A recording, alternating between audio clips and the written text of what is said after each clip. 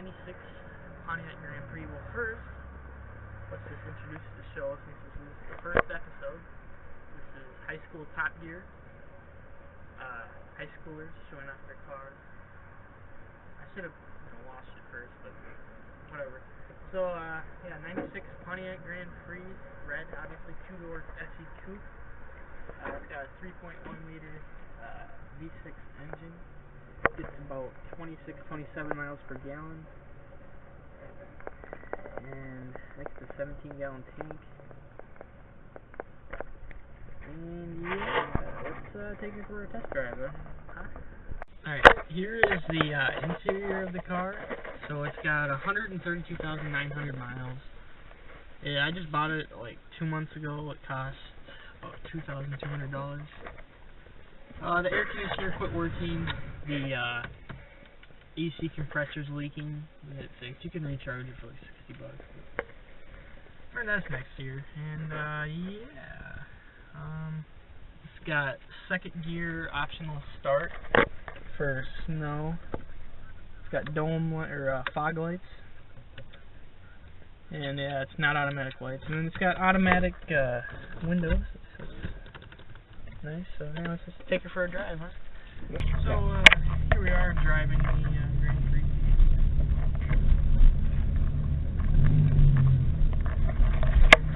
It's a nice American muscle here. We stop for stop signs. Oh, there's a cool car. It just showed up my car. Those are rides. Yeah. Alright, so we're gonna take her out in the back road, see what she can do here. Probably get our camera guy killed. Or you haven't seen his face yet this far.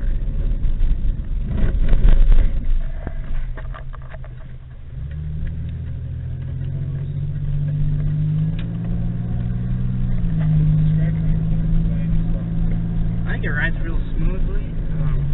The front tires are brand new, the back tires are good, but the person before me never rotated them, so I wanted to get new ones eventually before winter. But it rides pretty nice. It's not third place, or fifth time. Anyway. Yeah. It's got plenty of power for a car.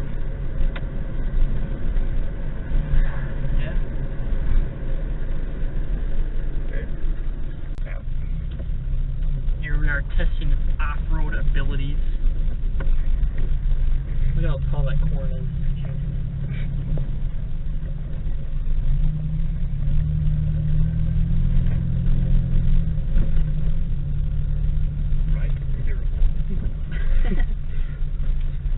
Yeah, this thing probably tops out at 250 miles an hour. The speedometer goes to 110, so that's what I'll say.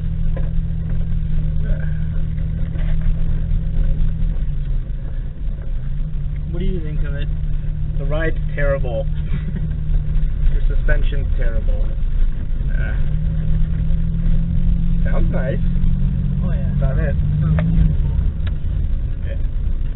And we're... That's how long it takes. Okay, it just started. I'm gonna go. Hi, my name is Valentino. Right before you was Blake, and this is my car, 1965 Buick Special. It's a 300 cubic inch engine, meaning it's a 4.9 liter engine. The filter on it's aftermarket. The original filter was similar to it, but yeah, it wasn't closed. Now, got 4-barrel intake on it. Originally comes with 2-barrel intake. The electrical system in it works perfectly. There's only a couple minor defects, but that's not that much. It's nothing important. I have done a lot on this car. Get a new horn, intake, manifold, got a new filter, put the brake booster up there. But yeah, that's about it. And you zoom in onto my horn. So let's go inside. Why not? Right here is the interior of the car. Yep. Original interior. Everything's original onto it except for the engine parts and the radio. How the heck is this? Alright. I'm sorry for that minor defect, but my cameraman does not know how to turn on a seatbelt. So what I have here is pretty simple. The speedometer, fuel gauge, warning lights. And if there was a 1 mile plus up the Skylark, it would have had a clock. I don't have a clutch, which was offered. What speed is it? 3-speed, 4-speed? It was a 3 and 4 speed. You had a 3 on the column where you had 4 on the floor. Instead of having 4 on the floor, I have a center console, which has MP3 player that I added and radio. That is my box again. Back seat. Alright, you want to take her for a ride, sir? Sure.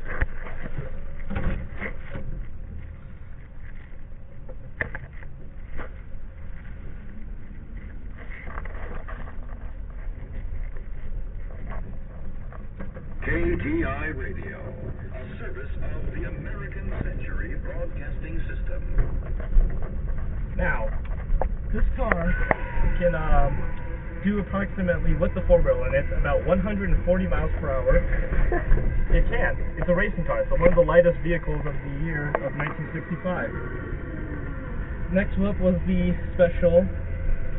Next up was the Buick Skylark. This was the medium model, and at the year it was known as the compact, even though now it's about the size of a modern large vehicle.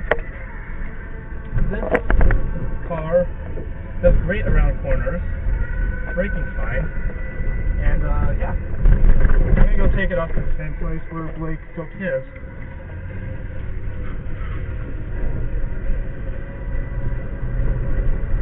Steering is really light on it. It's like gliding across, basically having your hand glide across the air. It's really, really light.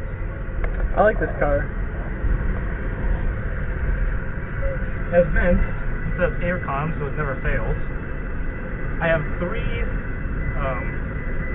stereos right there, and 2 on the center console here. I'm gonna turn on here in a sec. And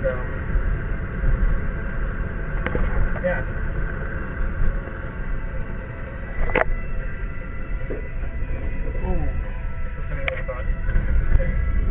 There's these windows latches, which you can use to get air, but not having that much disturbance, which my cameraman This is a sewage plant. Anyway. Yes, the sewage plant. Always more important than my vehicle. This is how it does off-road. The ride's fairly good.